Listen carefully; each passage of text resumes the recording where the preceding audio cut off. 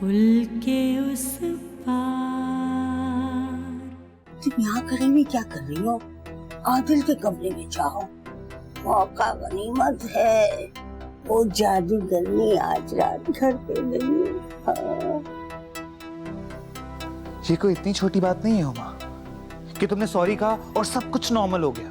मैंने आप पे कोई इल्जाम नहीं लगाया, ना मैं आप पे शक कर रही हूँ। कौन सी कयामत आ गई है?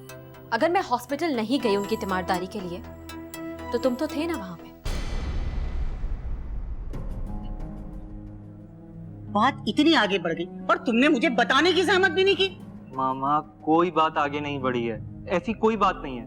मैंने तो बस आपके सामने अपनी पसंद का इजहार किया था, दैट्स इट।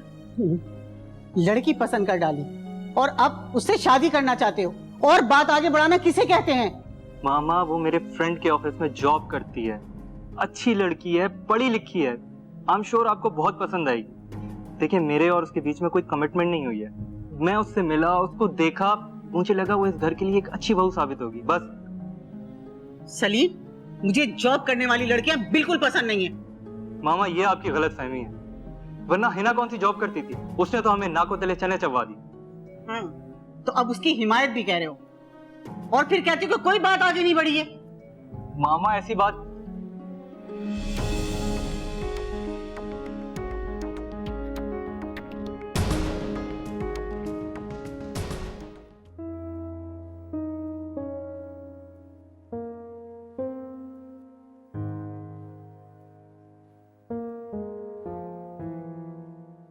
अस्सलाम वालेकुम मामू जान।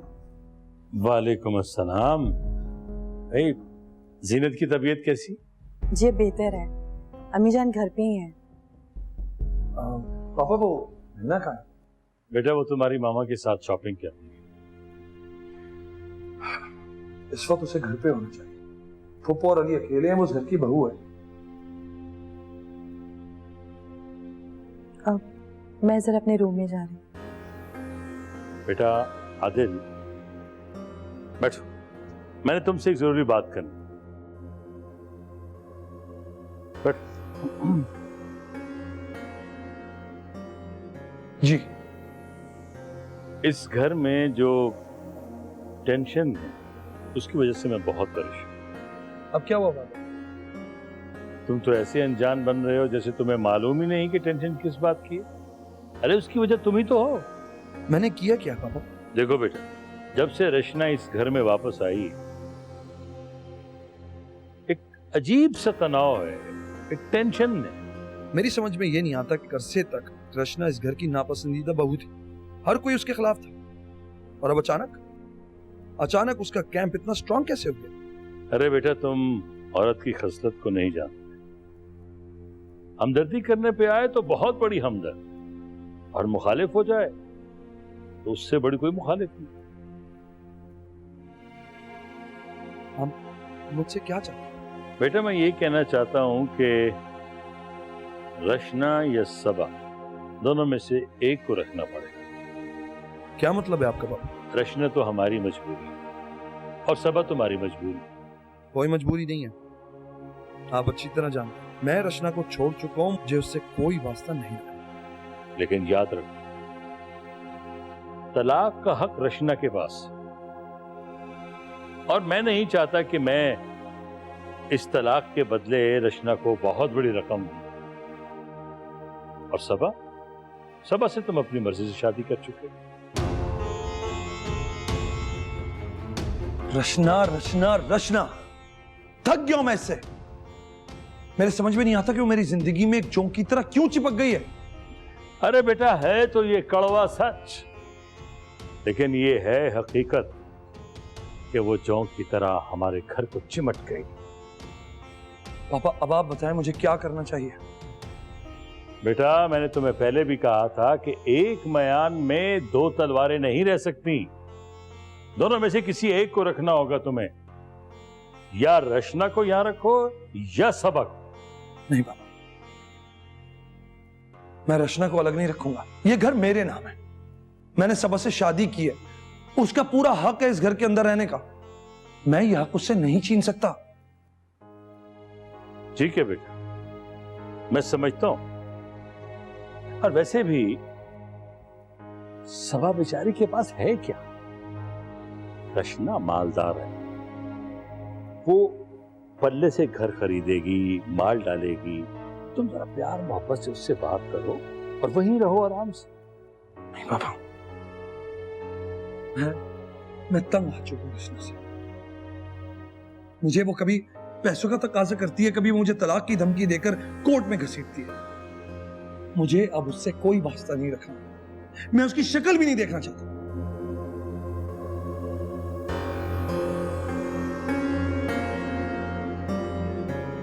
बेवकूफ, समझता नहीं।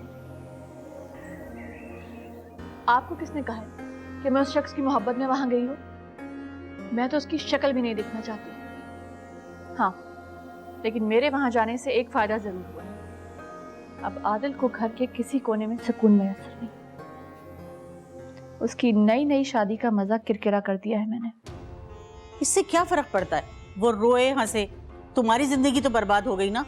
उठते जागते सोते एक सौतन का चेहरा देखना, भला ये कोई जिंदगी हुई? रचना, मैंने तुम्हारे ससुर को पैगाम भिजवा दिया है कि आदिल को कहो रचना को अलग घर दिलवा दे, और अगर उसकी तौफीक नहीं है तो मैं तुम्हें अलग घर दिलवा दूंगी। मेरे पास किसी चीज की कोई कमी नहीं है, लेकिन तुम उस औरत के साथ नहीं रहोगी, बस मैंने कह दिया है। व्हाट? आपने सब कुछ किससे पूछ के किया मामा? मुझे किसी से पूछने की कोई जरूरत नहीं है रचना, मैं तुम्हारी माँ हूं, मैं कोई भी फैसला कर सकती हूँ तुम्हारे लिए। और आपसे ये किसने कहा कि अलग रहने में मेरी बेहतरी है? मेरा भी ये ख्याल है और तुम्हारे भाई का भी। बेवकूफ मत बनो रचना, अपना हक इस्तेमाल करना सीखो। अलग घर में रहोगी तो इस तरह आदिल को तुम्हारी तन्हाई का एहसास भी होगा और तुम्हारे लिए फिक्रमंद भी रहेगा। नहीं चाहिए मुझे आदिल का एहसास और उसकी फिक्रमंदी। आखिर आपने अंकल से ऐसी बातें की ही क्यों? तो और किससे कहती? आदिल तो मेरी बात सुनता ही नहीं है, और वो तुम्हारी सास, उसको तो मैं अच्छी तरह से जान गई हूँ कि उसकी खसलत क्या है। आपको क्या लगता है उमैर अंकल दूध के धुले हैं? ये दोनों मियाँ बीवी अंदर से एक ही हैं, एक ही जैसी खसलत के मालिक हैं। मैं वो घर नहीं छोड़ूंगी मामा। वो घर छोड़ने का मतलब है कि मैं सबा और आदिल को पुरसुकून जिंदगी गुजारने का मौका दे दूं, जो मैं कभी नहीं होने दूंगी। मैं वहीं रहूंगी, आदिल और सबा के करीब। और अभी तो मुझे आदिल से अपनी मतलूबा चीज भी निकलवानी है। मैं वो घर छोड़ के कहीं नहीं जाऊंगी।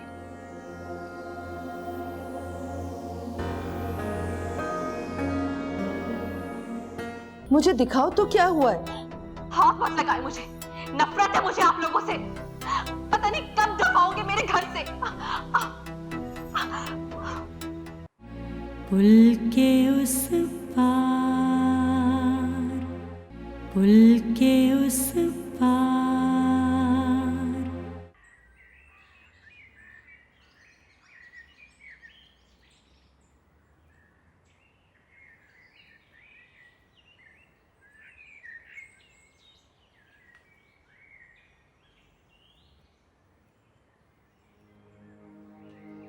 क्या बात है, परेशान है क्या? नहीं, कोई खास बात। कोई बात तो है, प्लीज बताइए ना, शायद मैं आपकी परेशानी दूर कर सकूं। मेरी कोई मदद नहीं कर सकती। मेरी समझ में नहीं आ रहा, शादी करके मैं फंस गया हूं, हर कोई मुझ पर दबाव डाल रहा है। मेरी वजह से शादी करके फंस गया?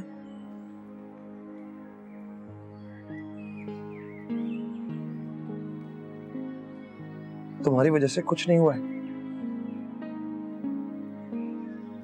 रचना ने जो यू टर्न मारा है, उसने मेरी जिंदगी अजीरन कर दी है। मुझे पहले पता होता तो क्या करते आप?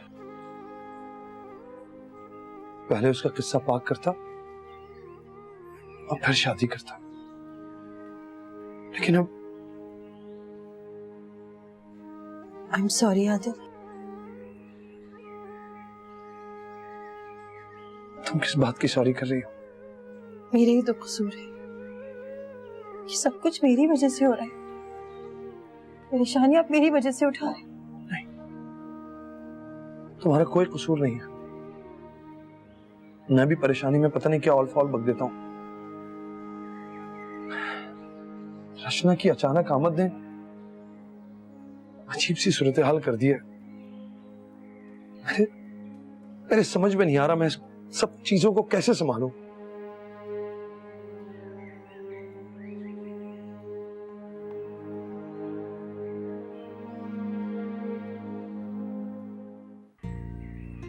अस्सलाम। वालेकुम अस्सलाम। कब आई तुम? काफी देर हो गई, अब तो जाने वाली हूँ।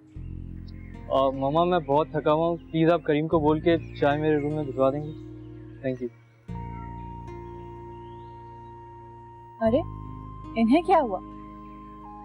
कहीं मेरे ससुराल वापस जाने पे तो नाराज नहीं है? इसे माँ और बहन की क्या परवाह, तुम रुको या जाओ, वो तो अपने ही चक्रों में है आजकल।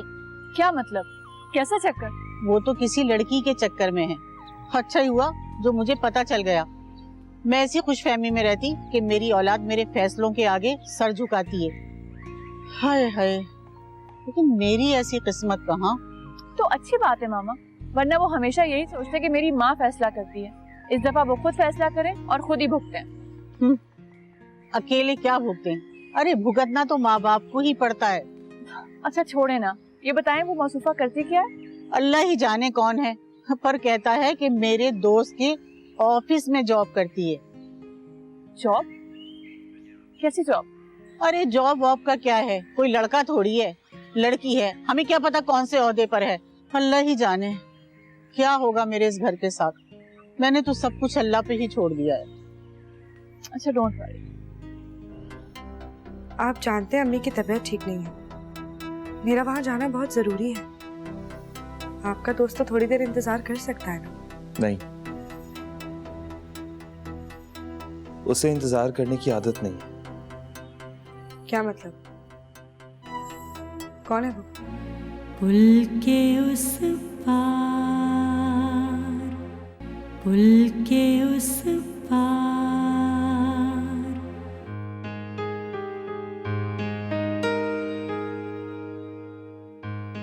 सुने, आप प्लीज जाते हुए मुझे अम्मी क्या ड्रॉप कर सकते हैं? तुम ऐसा करो, कल चली जाना। आज मैं लेट हो रहा हूँ, मुझे एयरपोर्ट जाना है। और वैसे भी तुम्हारा घर मेरे रूट पर नहीं आता। एयरपोर्ट? क्यों, कहाँ जा रहे हैं आप? मैं कहीं नहीं जा रहा, किसी को रिसीव करना है वहां से। अच्छा, किसको? है कोई बहुत खास, बहुत करीबी दोस्त। आप जानते हैं अम्मी की तबीयत ठीक नहीं है, मेरा वहां जाना बहुत जरूरी है। आपका दोस्त तो थोड़ी देर इंतजार कर सकता है ना? नहीं, उसे इंतजार करने की आदत नहीं है। क्या मतलब? कौन है वो? मैं लेट हो रहा हूँ माँ, और सारी डिटेल्स अभी नहीं दे सकता। Okay, bye bye. मेरी बात तो सुने। इसका हो क्या गया है? पहले तो मेरे आगे पीछे घूमता था, और अब ठीक कह रही थी उष्णा भाभी, जब से सबा भाभी आई है तब से ये बदल गया।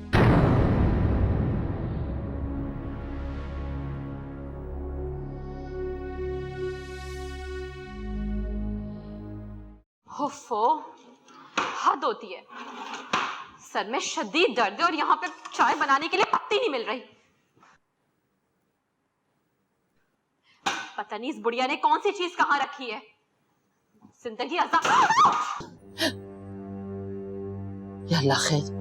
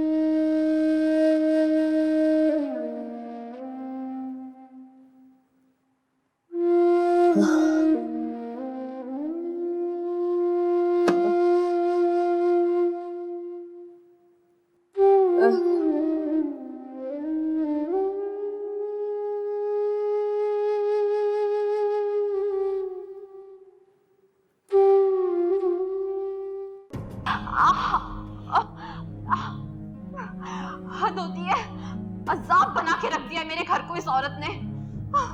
कोई चीज जो अपनी जगह पे मिल जाए। क्या हुआ बेटी?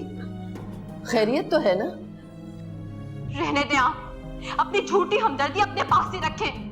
कि जो कुछ भी हो रहा है इस घर में सब कुछ आपकी वजह से हो रहा है। मेरी वजह से? मुझे दिखाओ तो क्या हुआ है? हाथ मत लगाए मुझे, नफरत है मुझे आप लोगों से। पता नहीं कब दफाओगे मेरे घर से।